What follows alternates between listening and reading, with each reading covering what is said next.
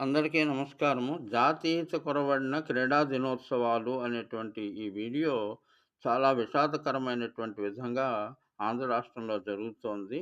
అంటే ప్రధానమంత్రి జాతీయ కమిషను, స్పోర్ట్స్ కమిషను, తర్వాత విద్యాశాఖ అందరూ కలిసి 3 దినాలు జరుపుకోమని చెప్పి వివరించారు.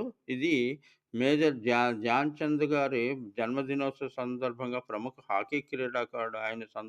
ఆయన పేరు మీద జరుపుకుంటున్నాము. అయితే ఒక స్లోగన్ ఇచ్చారు. ఒక స్లోగన్ చెప్పరు. ఏమి చెప్పరు. ఇంగ్లీష్ మీడియం స్కూల్స్ ఎందుకున్నాయో తెలీదు. ఒక తెలుగు ఒకరోజు తెలుగే, ఒకరోజు తెలుగు, ఆంధ్రుల తెలుగు, ఒకరోజు తెలుగు, ఆంధ్రుల తెలుగు.